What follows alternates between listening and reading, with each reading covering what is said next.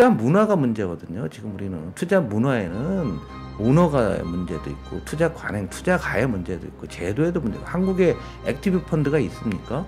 없잖아요. 네, 주식형 펀드가 없으니까 가격 발견 기능이 없어요. 전부 ETF로 가잖아요. ETF로 가면은 뭐가 좋다 하면은 글로 돈이 더 들어가면서 주식을 사야 되니까 더 올라가면서 변동성만 키우는 거잖아요. 혜택도 없고 장기 투자 문화가 실종되어 있고 코스닥이 하루 거래량의 60%가 데이 트레이딩이라며요. 코스닥 전체 거래량. 이런 것 개선하려고 아무도 얘기를 안 했던 거잖아요. 그러니까 우리 자금들이 떠나는 거예요. 오늘 모신 이분은 증권맨이시고요. 여러분들 잘 아시는 증권사 리서치 센터장도 하셨고 또 증권사 대표도 하셨고 또 지난 국회에서 국회의원으로 일하시면서 정무위에서 일하셨고요. 지금은 민주당 국가경제자문회의 의장으로 일하고 있는 홍성국 전 의원 모셨습니다. 어서 오십시오. 네, 안녕하세요. 홍성국입니다. 네, 저거부터 설명해 주세요. 국가경제자문회의가 민주당 의원님들 이렇게 경제 교육시키는 겁니까? 그건 아니고요. 네. 교육시키는 프로그램은 따로 있습니다. 거기는 경제는 민주당이라고 해서 네. 제가 2022년부터 지속적으로 해왔고요. 그러다가 이번에 이제 22대가 되면서부터 네. 더 활성화돼 갖고 한 달에 한 2번 내지 3번씩 하는데 의원님들이 뭐 많을 때는 뭐 80분도 오시고 적을 네. 때도 한 40분 이상씩 오시면서 네. 지금 3프로에서 진행되는 많은 컨텐츠들 거의 유사할 정도로 좀 깊이 있는 내용들을 계속 제가 강의하고 있습니다. 속된 말로 이 난리통에 네. 밖에 계시니까 속도 좀 편하실 것 같고 아니면 나라 경제가 또 우리 자본시장이 너무 안 좋아서 들어가서 일 좀 할 걸 그랬나 싶으시기도 하고 어떤 게 어느 쪽이세요? 저는 뭐 제 스스로 불출마했던 거는 현재와 같은 포퓰리즘 정치 구조는 해결이 거의 불가능하다라는 네. 그 좌절감이 가장 컸었습니다.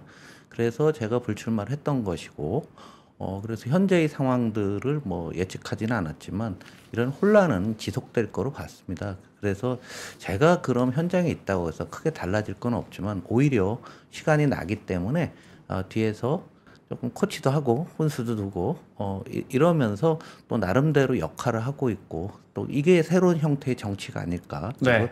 정책 중심의 정책이 아닐까라는 생각을 하고 있습니다. 자, 계엄령 이후에 우리 자본시장, 우리 증시, 우리 금융시장 어떻게 보고 계십니까? 개략적인 질문 먼저 드릴까요? 네, 저는 한 20여 년 전부터 수축사회라는 용어로 한국이나 세계가 굉장히 어려워지는 국면으로 갈 거고 정치 사회적으로는 포퓰리즘을 피할 수 없다. 그리고 저성장이 불가피하다. 지속적으로 주장해 왔습니다. 그래서 저를 별로 좋아하시는 분들이 많지 않아요. 저 사람은 왜 맨날 나쁜 얘기만 하냐 했는데 드디어 코로나를 겪은 다음에 코로나 때 우리가 또 내상을 굉장히 많이 입었죠. 우리 지금 다 잊고 있지만은 네. 코로나 때 입은 내상이 직접적으로 우리한테 주는 가장 큰 위협입니다. 직접적으로는. 근데 간접적으로 큰 그림으로 우리의 성장이 어느 정도 한계에 부딪혔다는 것은 누구나 다 인정하는 거죠. 이런 것이 거의 임계치에 다다른 상황에서 이번에 계엄령이 발표되고 내란 사태가 벌어졌으니까 엄동설안에 이렇게 집에 있기도 추운데 옷 벗겨서 바깥으로 내쫓은 꼴이 현재의 한국 경제가 아니겠느냐. 그래서 마음이 굉장히 착잡하고 주식시장을 보면서도 우리 주식시장 어떻게 하다 여기까지 왔을까.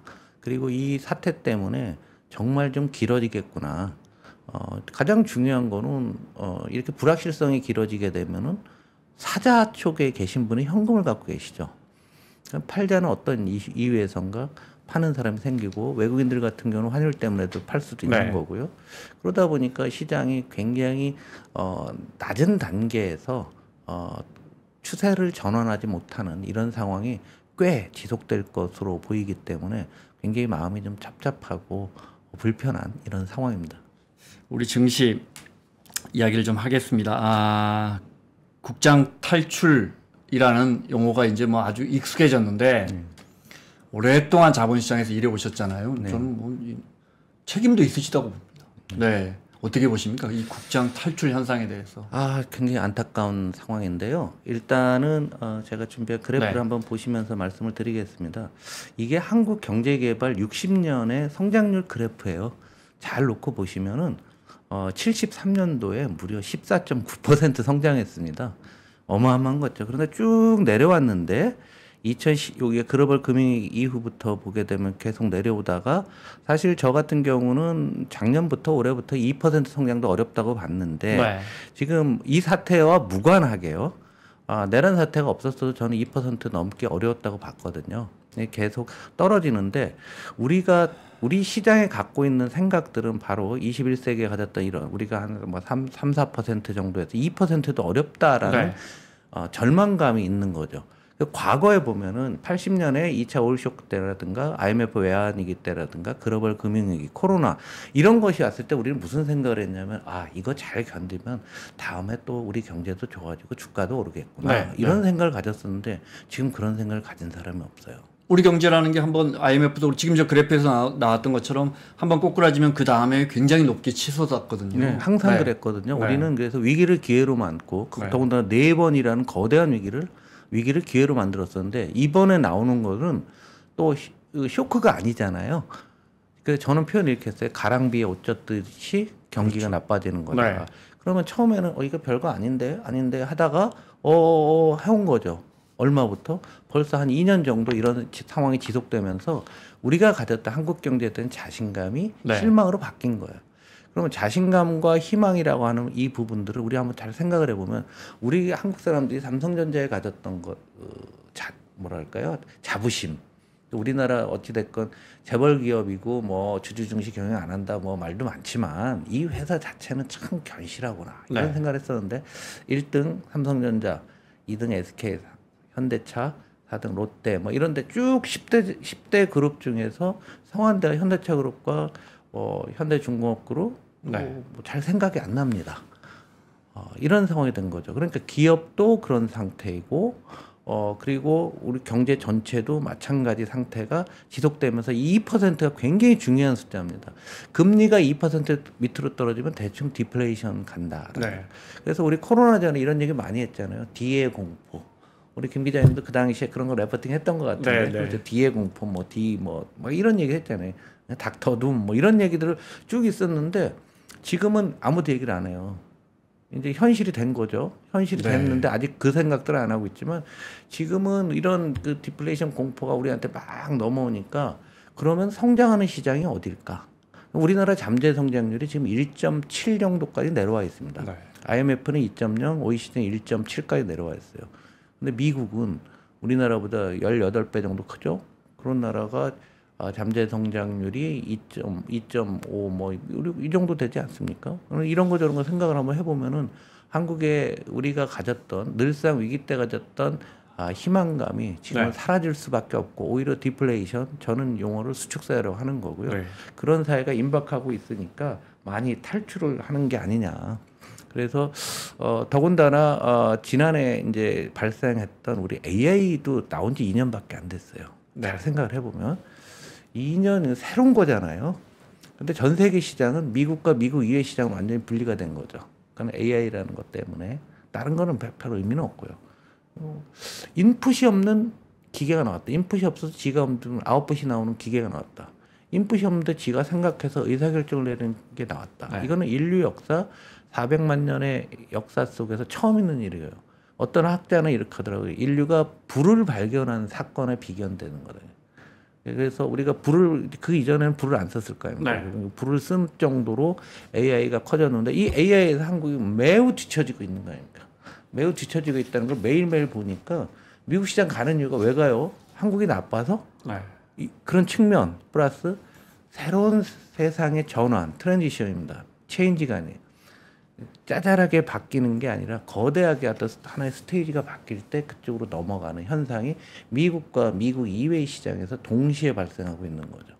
오늘 신문만 놓고 보더라도 프랑스가 재정 적자가 4, 5%, 네. 5%가 되면서 프랑스가 이제 총리도 그렇겠죠. 독일로 맛이 갔죠. 네. 영국도 맛이 갔죠. 일본은 회복된다 가다가 맛이 가고 있잖아요. 중국은 디플레에 빠졌다. 생산자 물가 마이너스 나오고 있다. 한국도 그렇다. 그럴 경우에 투자가의 합리적인 결단으로 해외 갈 수밖에 없는데 이 상황에서 우리 정치나 우리 사회 리더들이 정신을 바짝 차리고 저는 우리 사회를 진짜 전적으로 바꿔야 되지 않겠는가 네. 이런 생각들을 꾸준히 해오고 있고 얘기를 하는데 잘 듣기만 하고 행동은 안 하더라고요. 아니 누가 그러더라고. 디커플링이 이쪽하고 중국 쪽 이 디커플링이 아니고 미국만 잘 나가니까 미국만 디커플링이다. 그런 우스갯소리도 그런데 한국은 하던데. 정책 실패해서 중국이 전체 수출의 20%라고 하지만 대만하고 홍콩을 합치고요. 그 다음에 동남아시아의 중화경제권으로 베트남과 중국 간의 그 산업의 결속도가 굉장히 강해지고 있거든요. 네. 그쪽까지 합치면은 아직도 전체 수출에 우리가 뭐 35에서 40 정도는 중국과 중화권 연결이 돼 있는 겁니다. 그런데 어떻게 하면 중국 때리기만 나서가니까 이걸 투자가들 입장에서는 저게 지금 제정신이냐라는 거죠. 미국은 20%에 불과하지만 이쪽에 35, 40이 되고 성장성도 지금 미국 트럼프가 와서 얼마 갈 거로 우리가 생각합니까? 한번 생각을 해보면은 트럼프 2년 지나고 나서 중간선거 끝나고 나면은 할 수 없을 겁니다. 별로 할 수 있는 것도 없을 거고요. 그런데 저 거대 시장을 놓고서 친하게 지내지는 못할 망정 우리가 먼저 도발적으로 하고 또 대통령이 또 자기 항변하면서 중국 얘기를 하는 이런 전혀 외교적으로 전혀 그 개념 없는 소리들을 계속 해댔어요. 제가 뭐 한 4, 5년간 계속 그랬거든요. 네. 그러다 보니까 우리의 시장도 사라지게 되고 이런 모든 것들이 쌓이고 가랑비에 옷 젖듯이 우리가 지금 위기 상황이잖아요. 위기 상황에서 희망에 대한 끈이 굉장히 약해진 게 현재의 상황이고 이것이 주가로 나타나고 있는 것이다라고 보고 있습니다. 저성장이 익숙해지는 사회. 네. 기본적으로 지금 말씀하신 거 요약해 보면 우리 기업들의 어떤 근원적인 경쟁력 자체가 AI로 상징되는 과거처럼 그렇게 앞서가지 못하면서 우리 국장 자체가 밀리는 게 그게 정말 가장 근원적인 문제다 이렇게 보시는군요. 네, 그런데 우리가 항상 한번 생각을 해보면 진실과 질서에 대한 얘기가 있어요. 질서는 이게 지금 위기인데 우리가 잘 통합해서 좀 마무리하자. 그런데 진실은 그 얘기가 아니잖아요. 새로운 것을 가자는 거죠. 지금 우리가 예를 들면 상법 개정안 문제라든가 재벌 경제를 개혁한다는 건 이거는 자연스럽게 발생하고 있는 거잖아요. 네? AI 마찬가지 상황인 거고요. 우리가 모르는 그리고 고령화 사회가 되면서 전체 소비가 준다든가 음식료 같은 거는 전체 섭취량이 빠른 속도로 줄고 있어요. 대한민국 사람들이 먹는 양이 굉장히 빠른 속도로 줄고 있거든요. 왜 그렇죠? 예? 아니, 나이 들으면 적게 들지 않나요? 탄산이나 이런 걸 안 드시니까요. 네네. 뭐 그걸 떠나서 섭취 양 자체가 줍니다. 일본의 사례를 봐도 그렇고. 네. 그러니까 우리 사회가 근본적으로 오늘 먹은 것보다 내일 먹을 게 많았는데 오늘보다 내일 적게 먹는다. 이거죠. 하다못해 음식료만 하더라도 그런 상황이 된다는 얘기죠. 그래서 사회 각 부분에 있어서 그런 현상들이 나타나고 있는데 우리는 그냥 기존의 질서를 지키자라고 온 거죠. 그러나 그 질서 갖고 아니고 진실을 전환을 해야 되는데 아무도 못하고 이거 한 20년 아무것도 안 한 겁니다. 그런 상황에서 한국만의 독특한 상황이 있었어요. 그게 뭐냐면 한국의 가계부채라고 하는 게 세계 1위잖아요. 전세 끼면 압도적인 1위입니다. 전세도 부채니까. 그 세계 1위인 상태를 너무 오래 지속됐죠. 그런데 이 부채가 급속도로 늘어난 게 코로나 국면이었죠. 코로나 국면에 무슨 일이 있었냐. 금리가 역사상 제일 낮은 거예요. 기원전 수메르 시대에도 금리가 한 4, 5% 했답니다. 그 문헌에 써 있대요. 근데 우리나라 정기예금 금리가 0.56까지 갔고요. 마이너스 금리 갔던 나라가 많잖아요. 정부가 마이너스로 국채 발행한 적도 있었어요. 예, 그렇죠. 우리도 했잖아요. 그 우리 이상하다 그랬잖아요. 이거 뭔 얘기지? 돈 빌려주면서 이자 받아. 이자를 내. 그게 이제 일본, 스위스, 독일, 뭐 덴마크, 스웨덴 이런 나라들이 마이너스까지 갔었어요.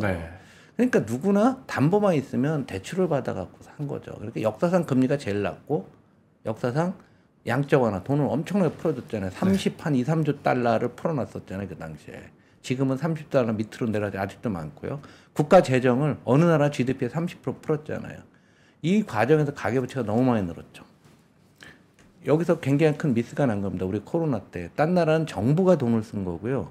그러면서 하다못해 과거에 보면 이태리가 다 이제 맛이 갔다 끝났다. 그리스랑 이태리 그게 그거지 이랬는데 이태리 가계부채가 굉장히 낮은 수준이에요.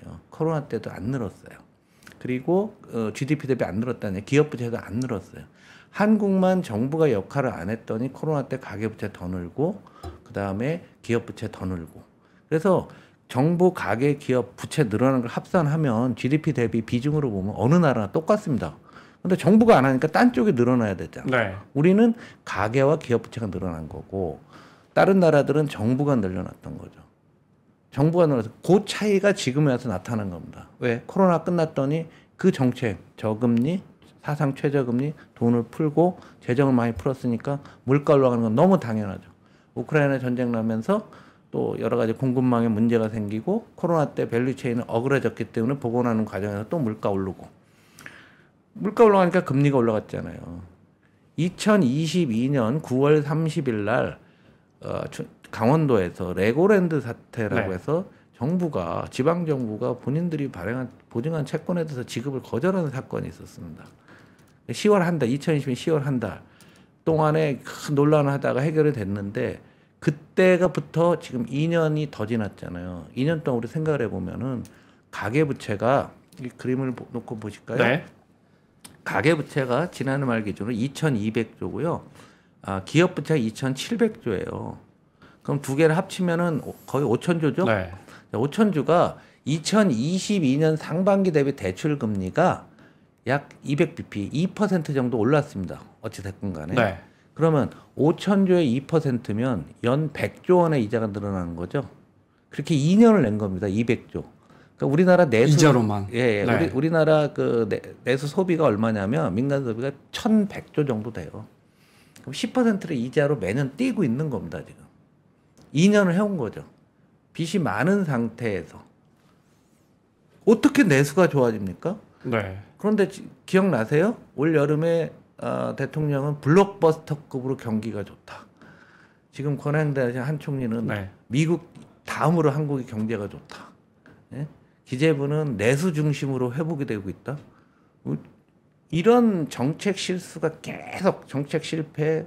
제가 보기에는 이건 도대체 뭐 하는 짓인가 해서 제가 진짜 브리핑을 수십 번 했어요. 국회에 있을 때도. 한 줄도 안 써주더구만요. 보수 언론들이 경제지도 하나도 안 쓰는데 이런 것들이 누적되고 있는 거예요. 그러니까 지금은 이렇게 불안한 상태니까 기업이 투자하겠습니까? 못하죠.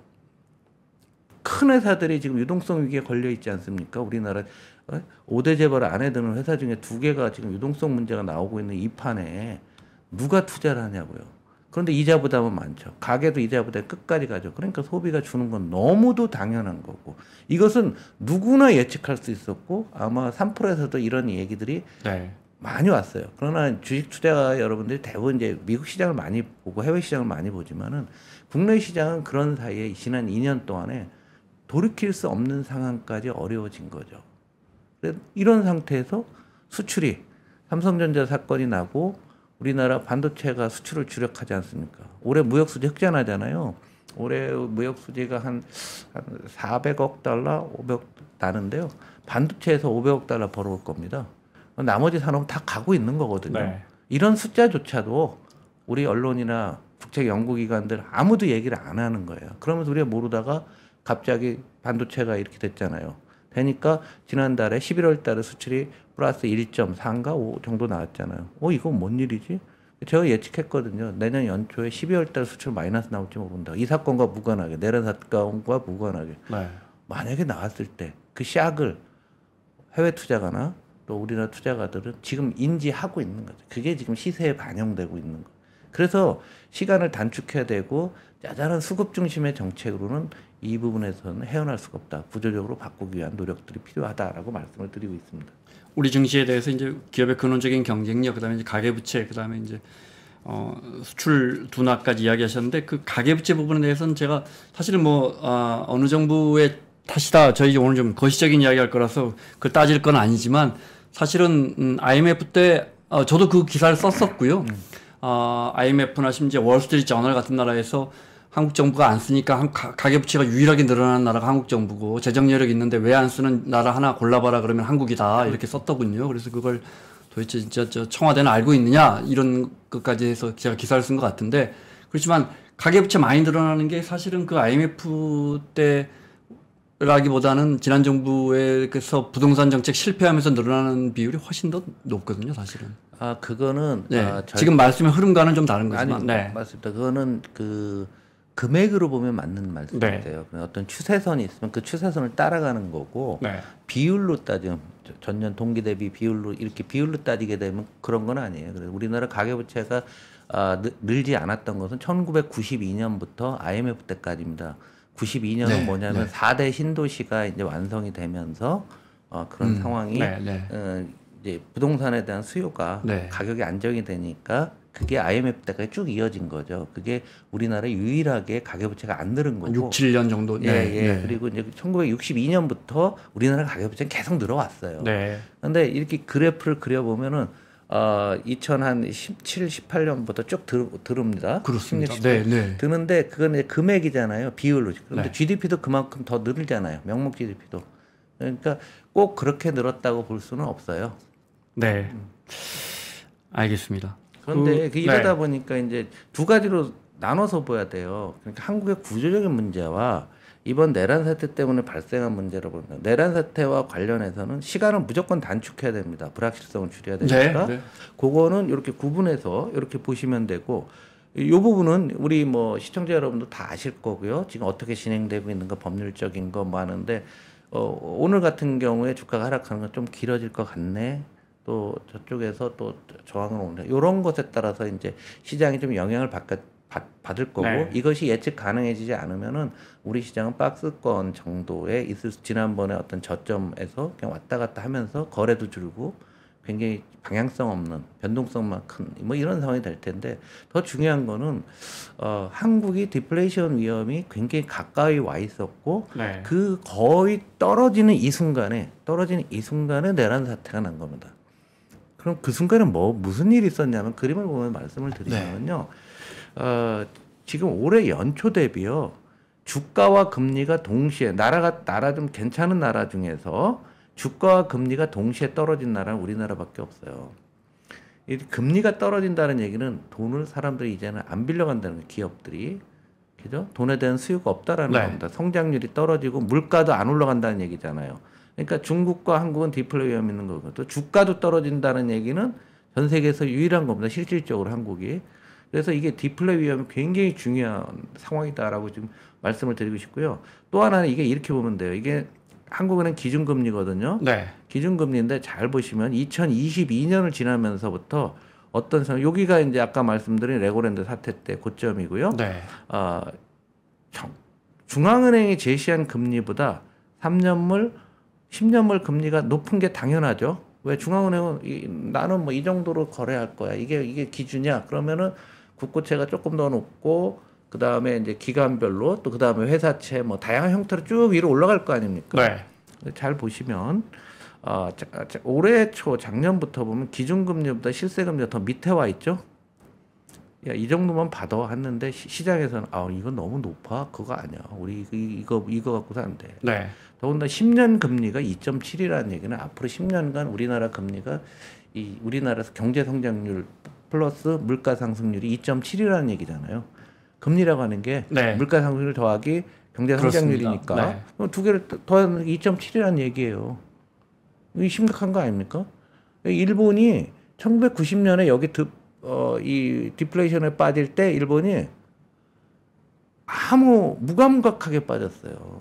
저는 이거를 내란 사태와 무관하게 우리 사회 전체적으로 지금 금리 상황 디플레 빠져가는 게 아무도 관심이 없지 않습니까? 지금 일회적으로 어느 그룹이 유동성이 하니까 지원해야 되고 반도체 지원해 이런 차원이 아니고 더 큰 위험이 오고 있다라는 얘기죠. 올 상반기 하나 미국의 장기 금리 높아가지고 장단기 금리 저하 때문에 미국이 불경기 올고 디플레 올 것이라는 이야기를 우리가 수도 없이 했는데 네. 정작 가까이 다가온 건 우리 디플레다. 그런데 상반기도 사실은 디플레였어요.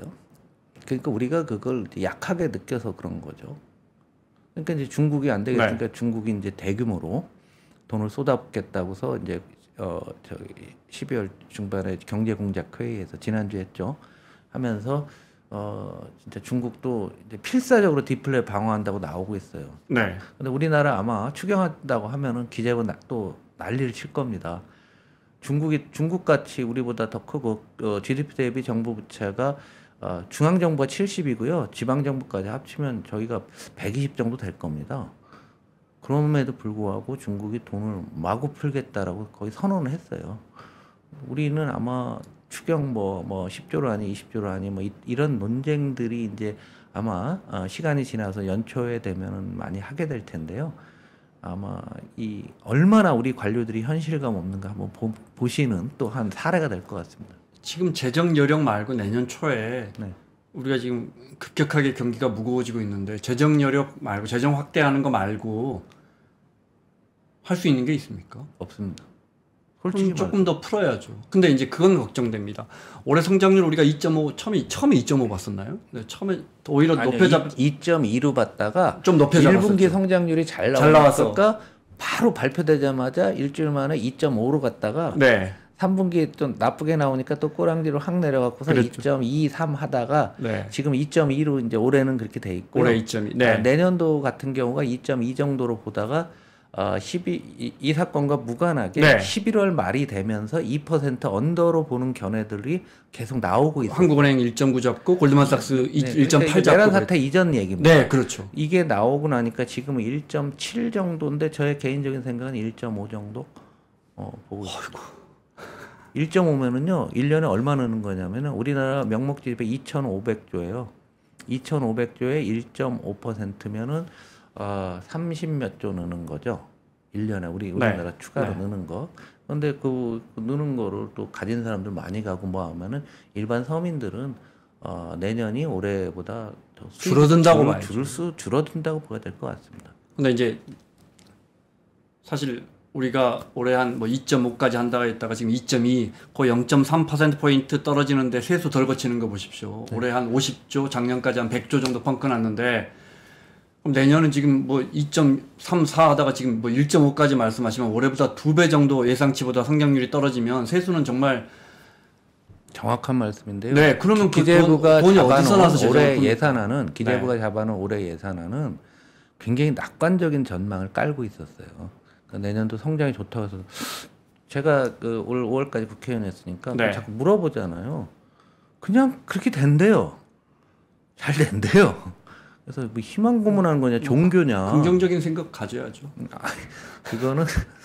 그거는 낙관주의고요. 희망은 논리를 갖고 이야기하는 게 희망이고요. 그냥 당연히 좋다 낙관주의, 그러니까 낙관이거든요. 그렇죠. 용어 설명을 잘해야 돼요. 그런데 말도 안 되는 그 낙관에 빠져서 이거 잡아놨고요. 내년도 되면은 국채 발행 늘을 수밖에 없을 거고요. 지금 우리나라 정부 부채 중에서 거의 1,000조가 국채거든요. 더 이상 뭐 어디 할 데가 없습니다. 그리고 뭐 외평채도 사실은 우리 외환보유가 썩 많은 편은 아니잖아요. 외평채 빼다가 국고 준 거 갖다가 그냥 대신 넣어주고 그랬잖아요.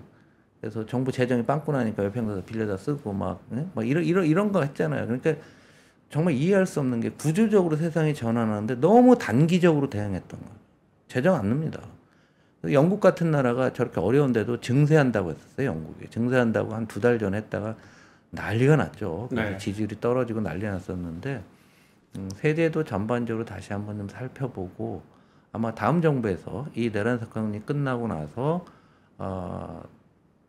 이제 새로운 정부가 탄생하게 된다면 증세 논의도 저는 나올 거로 보고 있습니다. 네. 벌써 언론들이 쓰고 있던데 대통령이 직무가 정지된 상황에서 기재부가 추경하자면 원래 기재부는 뭐 지금 기재부 아니더라도 더 잘 아시겠지만 매우 이게 정부 예산이라는 게 저 기재부가 짜고 이제 국회에서 더하고 빼고 하는 거기 때문에 우리가 잘 짜놨는데 무슨 1월부터 우리 장부를 흔들어 해서 아주 싫어하거든요. 그렇죠. 네. 근데 이번에 뭐 4조 1,000억 저기 감액으로 통과됐다고 네. 또 비판들을 많이 하시는데 거의 다 예비비예요. 절반이 예비. 예, 원래 예비비는 깎일 거를 예상하고 갖고 오는 겁니다. 기재부가. 왜냐하면 국회에서도 뭔가 증액을 해야 되는데 현 제도상 국회는 증액할 네. 방법이 없어요. 네. 총액은 딱 정해져 있으니까 예비비를 갖고 와서 살짝 이걸 깎아도 되지? 뭐 이런 이제 네. 신호가 오면은 제가 예결을 해봐서 알아요.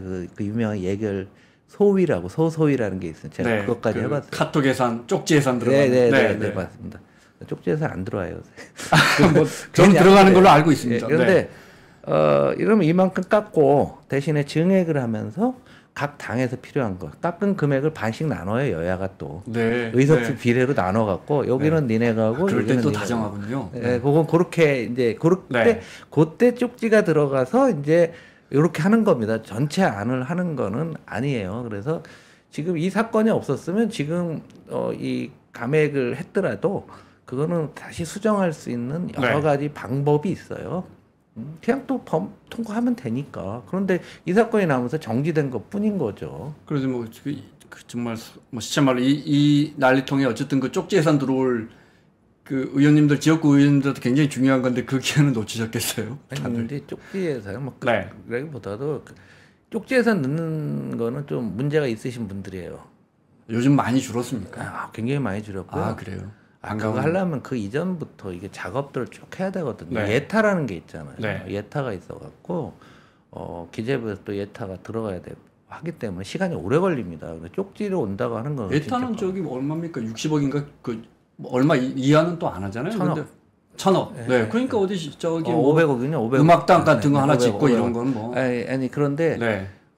지금 기재부 계신 분들이 이 예산에 대해서 이 방어하는 거는 상상을 초월할 정도로 강합니다. 그래서 항상 얘기하잖아요. 네 돈이냐? 뭐 이런 식으로 얘기할 정도로 물론 굉장히 책임감 있게 잘하는 거예요. 네. 얘기를 다 들어주면 안 되죠. 네. 근데 꼭 필요한 거조차도 안 하는 경우가 꽤 많이 있는데요.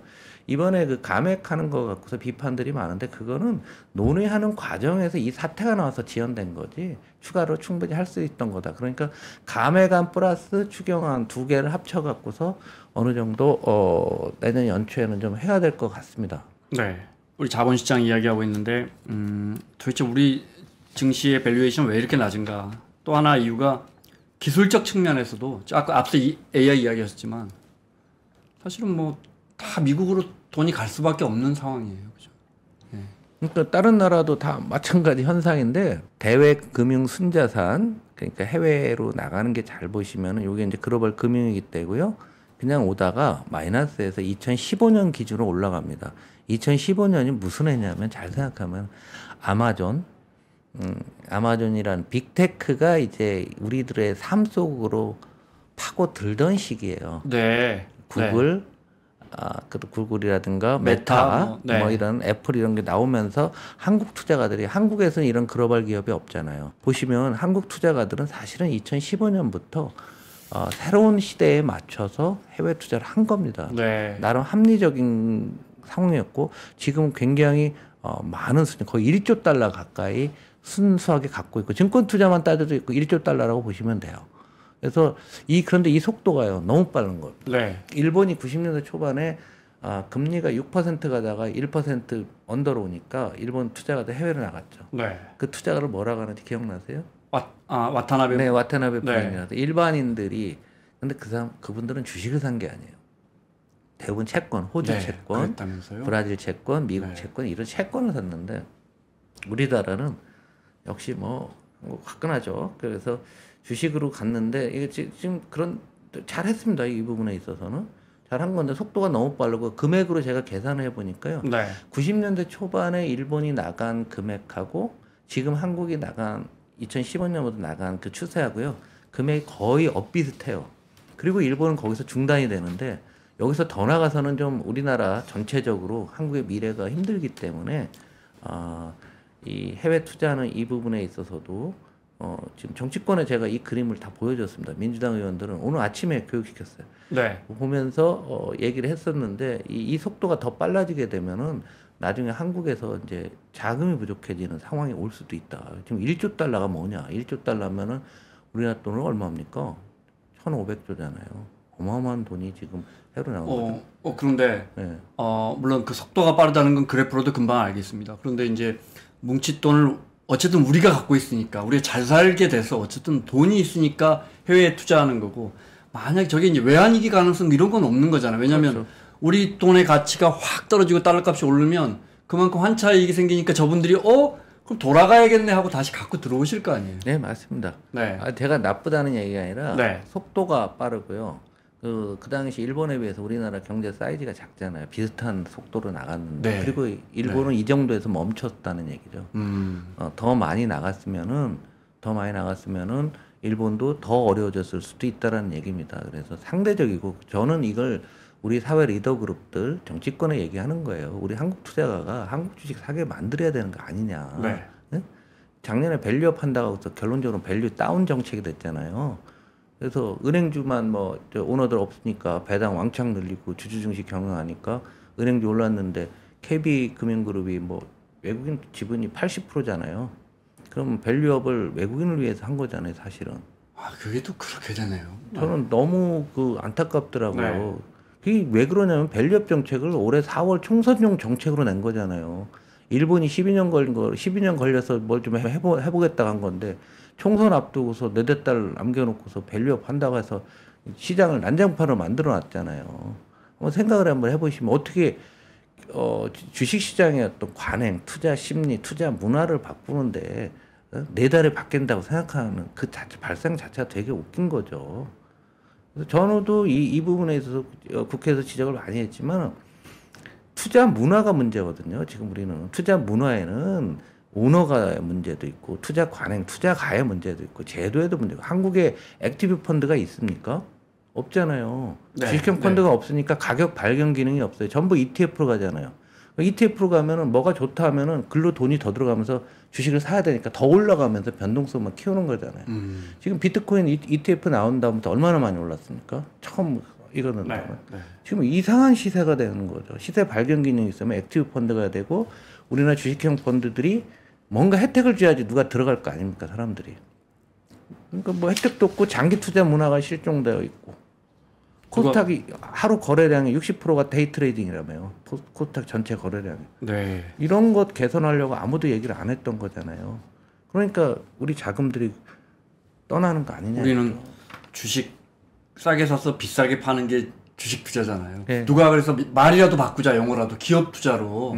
기업에 투자해서 오래 갖고 있다가 기업이 수익 나면 이 알토란처럼 빼먹는 이런 투자를 해야 되는데 주식 투자라 사실은 주식 트레이딩 차익 투자잖아요, 우리는. 네.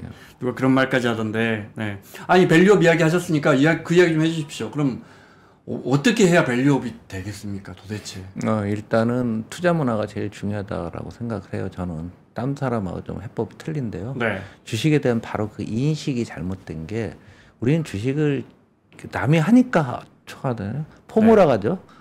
피어 오브 미싱 아웃 해서 남들 하니까 나 안 하면 안 되잖아. 이런 생각 갖고 시작하시면 꽤 많아요. 근데 그렇게 쉬우면 누가 돈 벌겠습니까? 유대인의 얘기를 들어보면은 유대인은 성년식이라는 게 있답니다. 그래서 우리도 애기 이제 돌이나 결혼식 때 우리가 이렇게 이제 축의금을 분급해서 10만 원씩 통상 이렇게 주잖아요. 근데 유대인들은 한 번에 100만 원, 1000만 원씩 준답니다. 그동안 어렵게 살고 디아스포라 때문에 어렵게 살고 그러니까 일종의 어른된 종잣돈 이런 거예요. 네. 그래갖고 그 돈을 대학생 정도가 되면은 그냥 준대요. 네가 운영해봐라. 그런데 밥상머리에서 계속 교육을 가르친다는 거예요. 부모도 다 주식 투자를 하니까. 그래갖고서 그 부모가 이제 야 주식은 이렇게 하는 거야. 가치가 어떡한 거 이렇게 어릴 때부터 세뇌된 거예요. 그래갖고 이제 대학이 되면서 주식하면서 샀다 팔았다 하면 그 동생이 보는 거야. 동생들 우리 형이 주식하는데 형 뭐 샀어? 이거 샀어? 누나 이거 뭐 샀어? 이거 샀어? 그러면 왜 샀는데? 이런 생활 패턴들이 나오는 거죠. 어릴 때 초등학교 다닐 때 어린이 저축 이런 거 있었죠. 금리 높은 거. 근데 유대인들은 그 주식을 했던 거죠. 상당 부분에. 그래서 대학을 졸업할 때 이미 개인 돈이 한국 돈으로 1억, 2억씩 갖고 있는 경우가 많다는 거예요. 그래서 과거 통계긴 한데 제가 15년 전, 16년 전에 미국에 대해서 책 쓸 때 보니까 뉴욕 인구의 절반이 유대인이라고 하더라고요. 그 당시에. 네, 맨하탄이겠죠. 뉴욕 전체로. 뉴욕 전체. 뉴욕시 전체로. 뉴욕시 전체로 네. 그 300만이 되니까 전 세계 자본주의 중심이 이제 미국이니까 네, 유대인들이 다 한다는 걸 그 인원수로 보면 금방 알 수 있는 거죠. 그래서 그럼 유대인 중에서 위대한 창업가가 왜 많이 나오느냐 또 그게 1억, 1, 2억 있는데 또 미국 사람들은 단독주택이라 집에 다 창고가 있잖아요. 네. 그러니까 자기는 자기 현찰 있고 창고라는 공간이 있잖아요. 그리고 자유로운 교육을 받고 그래서 창업해갖고서 끊임없는 새로운 창업이 나올 수밖에 없는 구조라는 거죠. 우리는 창고가 어디 있습니까? 그래서 우리는 그라지가 없어서 애플이 안 나온다고. 그래서 이 투자 문화라는 게 그렇게 네. 굉장히 중요한 부분들이고요. 지금 논의는 다 나왔어요. 상법 개정한 부분들도 네. 있는 건데 이 다음에 지금 장기 투자가를 어떻게 할 거냐는데 장기 투자 문화 만들기 위한 노력들 딴 나라들은 이런 경우도 있어요. 주주에게 환원 많이 해주면 누가 그걸 팔겠습니까? 갖고 지금 많이 높아졌지만. 그렇죠. 네. 그런데 이제 지금 이제 경제 위기가 오니까 기업들이 갖고 있는 현찰도 시간이 들어가면 줄을 거예요. 그렇게 네. 많이 하기도 어려울 겁니다. 한번 논줄 한번 보세요. 한 2년 전까지만 해도 배당 많이 하면 기업에 있는 돈 많이 빼간다고 보수 언론에서 얼마나 많은 비판을 했습니까? 기억나십니까? 그런 사람들이 뭐 밸류업 해야 된다는 그게 진짜로 그런 생각을 가졌을까요? 그다음에 상법 개정한다고 했을 때 제가 처음에 정부가 내놓길래 감독원장이 그 얘기를 하더라고요. 그래서 저 사람은 이상하다. 그럴 리가 없는데 아니나 달라 지금 쑥 들어가고 있잖아요. 그러니까 진정성 없이 정책을 그냥 선거용으로 내다가 판을 더 흐트려 놓은 게 한국시장 국장이라는 용어가 그 이후에 나온 거거든요. 잘 생각해 보시면은 밸류업 나온 다음에 어떻게 국장이란 말이 나와요? 말이 안 되잖아요. 우리 투자가들이 현명하시기 때문에 다 알고 계신 거예요. 민주당 상법 개정안 통과시킨답니까? 통과시킬 것처럼 하던데요. 쉽지 않은 것 같습니다. 아, 그래요? 그래서 자본시장법으로 일단 보완하고 단계별로 정부 가야 안으로요? 네. 단계별로 가야 된다는 게 제가 수면 하에서 얘기는 그렇게들 하고 있습니다. 그 이유는 그거예요. 원로는 상법 개정하는 게 맞는 거 다 안다. 네. 미국의 뭐 창업자들이 시가총액 1등부터 10등까지 그 얘기 10년 전에도 하던 거고 저 신입사원 때도 했던 얘기예요. 근데 우리는 어떻게 하다 보니 우리나라 뭐 한 30대 그룹이 전부 2세, 3세 경영자잖아요. 한 번에 다 할 수가 없다라는 생각들을 상당히 그쪽에서 강하게 어필들 하고 있고 우리 준비 안 돼 있으니까 시간 좀 달라고 하고 네.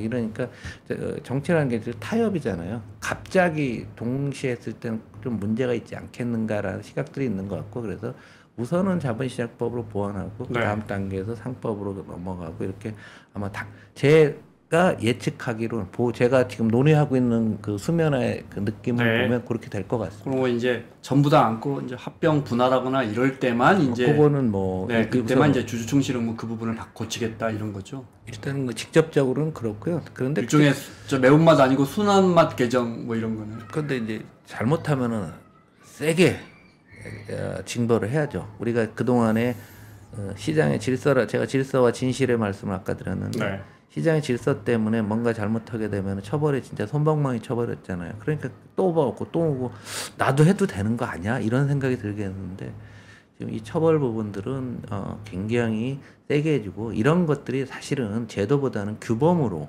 제도 이상을 넘어서는 규범으로 돼야 되는데 그 투자 문화가 규범을 만드는 거야. 이렇게 하면 안 되잖아. 이런 생각들을 서로 갖겠고 그것이 널리 확산되는 게 그게 밸류를 높이는 아주 기본 가장 중요한 요인이라고 생각합니다. 반등 시나리오도 하나 만들어 주시죠. 어떤 경우 또 우리가 뭘 준비해요? 현재 주가에는요. 네. 지난주에 찍었던 저점에는 한국의 내란 사태 들어가 있고요. 네. 트럼프 정부 출범에 대한 것 들어가 있고 우리나라 재벌에 대한 어떤 실망감 같은 것도 들어가 있는 거고 네. 코리아 디스카운트에 거의 모든 것이 들어가 있고 트럼프와 중국 간의 미중 무역 분쟁이까지도 들어가 있습니다. 반영이 돼 있다는 얘기. 그러네요. 네. 그래서 하단은 제가 보기에는 이 정도는 좀 견고하다. 다만 올라갈 부분들은 상당히 어려운 부분들인데 지금 트럼프 정부가 조용하잖아요. 처음에 막 떠들다가 조용한데 1월 20일 이후에 아마 맹폭을 해댈 거로 지금 네. 기대가 되거든요. 그것도 어느 정도 반영이 됐다라고 보게 되면은 이번에 주가가 급락하면서 수급은 많이 해소가 됐어요. 왜냐하면 비투했던 물량들이 상당히 빠져나왔습니다. 정리가 많이 네. 됐을 거고요. 또 우리 환율이 올라가면서 해외 갔던 미국에서 이제 가장 대장주인 엔비디아가 이제 우리 세상을 바꾸는 주식에서 뭐 이번 주 들으니까 지난 주말부터 브로드컴으로 바뀌고 있잖아요. 바뀌듯이 어떤 기술의 진보가 오면서 어떤 뭐라 그럴까요? 신화적인 믿음을 갖고 있다가 좀 약해지는 그런 측면도 네. 일부 있거든요. 그리고 한국 주식은 좀 너무 싸고 밸류에이션을 그래서 바닥은 이런 상태에서 내년 상반기 트럼프 정책이 다 나오는데 여기서 우리가 또 준비해야 될 거는 카운터 펀치가 나올 겁니다. 보복이. 미국이 하면 딴 나라가 보복하고 네. 이게 몇 번 주고 받을 겁니다. 몇 번 주고 받는 그 우리한테 꼭 악재라는 법도 없습니다. 그렇게 되면 맞습니다. 우리가 또 어떻게 틈새에서 또 뭐 좀 네, 팔 맞습니다. 수도 있고. 네. 그런데 중요한 거는 이게 예측 가능하고 안정적인 상황까지 가려면 시간이 많이 필요하다는 네. 얘기죠. 그래서 내년 상반기 정도는 상당한 위험 구간에서 좁은에서 왔다 갔다 할 거고요. 지금 트럼프가 해놓은 정책 중에서 제가 보기에는 좀 경제적 논리적으로 안 맞는 게 너무 많거든요. 물가를 내리겠다, 물가를 때려잡겠다고 해놓고서 물가 올리는 정책을 뭐 너무 많이 쓰고 있잖아요. 뭐 여기서 많은 그런 방송을 하셨을 것 같은데 이런 허상들이 나타날 겁니다. 또 미국 내부의 저항도 있고요. 일론 머스크가 미국의 재정을 뭐 지금 6조 8,500억 달러인가 뭐 이런데 2조 달러를 줄인다는 거예요. 3분의 1 줄인다. 네, 말도 안 되는 얘기죠. 왜냐하면 예산이라는 것은 경직성 3%만 줄여도 정말 아니 줄인 나라가 없어요. 그러니까요. 줄인 나라가 없어요. 이번에 프랑스가 난리 난 게 좀 줄여볼까 하다가 그냥 난리가 나서 총리가 탄핵된 거거든요. 그러니까 이거 늘리는 방법 분모를 키우면 돼요. 성장하면 되는 거죠. 그래서 이것이 시장에 반영되려면 제가 보기에는 4, 5월은 돼야 되지 않겠느냐. 빨라도. 그럼 그 사이에서는 좀 그냥 수익률 관리하면서 좀 관망하고 단기적인 트레이딩 그러면서 새로운 기술적인 또 다른 진보들이 나올 가능성이 상당히 크다라고 보고 저는 개인적으로 로봇 기술이라든가 에너지 관련 기술들은 뭐 새로운 형태로 좀 나타나지 않을까. 그리고 이제는 많은 R&D를 AI가 하는 R&D이기 때문에 저거 10년 후에 나온다고 한 건데 그게 1년 후에 나올 수도 있는 거잖아요. AI가 기술 개발하잖아요. 신약 쪽에도 마찬가지고. 그래서 이게 전혀 새로운 상황이기 때문에 너무 그렇게 비관할 상황은 아니지만 일단은 하여간 굉장히 조심하고 또 현금을 좀 가지고 있으면서 새로운 변화가 아니라 전환, 새로운 전환을 대비하기 위한 일종의 종잣돈이 좀 갖고 있어야 되는 그런 시기가 아닐까라는 생각입니다. 어떤 분들 1월 20일 우리가 이제 이 탄핵이라는 이 불확실성은 우리 힘으로 할 수 있는 건 아니고 가급적 그것도 빨리 이제 무조건 빨리 해소가 되면 좋은데 1월 20일 날 하다못해 진짜 보편마다 10%를 맞더라도 그때부터는 우리 증시가 뭔가 불확실성이 거치면서 뭔가 전환점이 될 수 있지 않을까. 트럼프 대통령이 취임하고 이러면 그런 부분 어떻게 보세요? 트럼프 대통령의 전략이 매드맨 시오리라거든요. 매드맨. 미친 X 전략, 스트래티지라고 하는데 그렇게 쉽게 하지는 않을 것 같아요. 그래서 취임하자마자가 아니라 뭐 융단폭격을 하듯이 하면서 동시에 또 협상도 하고 또 다른 외곽을 때리고 뭐 하면서 굉장히 어수선하게 만들어가면서 하나씩 정리해 나갈 거거든요. 저는 10% 갖고서는 그렇게 쉽게 하지는 않을 것 같고요. 그러면은 뭐 딴 나라 다 준비하고 있거든요. 중국도 너 그래 그러면 우리 위안화 절하하려고 준비하고 있고요. 지금도 더 약세로 만들어서 상쇄시키고 경기 부양책 다 하려고 준비하고 있어요. 그래서 우리가 이번 탄핵을 빨리 해야 되는 이유가 딴 나라 이런 준비하고 있는데 우리나라 지금 아무것도 할 수 없으니까 돈이나 풀고 있는 거. 돈 푸는 거 이유밖에 없어요. 그것도 짧게 돈 푸는 거밖에 못하고 있습니다. 이 부분에 대해서 우리 시청자 여러분 잘 아셔야 될 것 같습니다. 마무리하겠습니다. 지금까지 홍성국 전 의원과 함께했습니다. 오늘 말씀 고맙습니다. 감사합니다.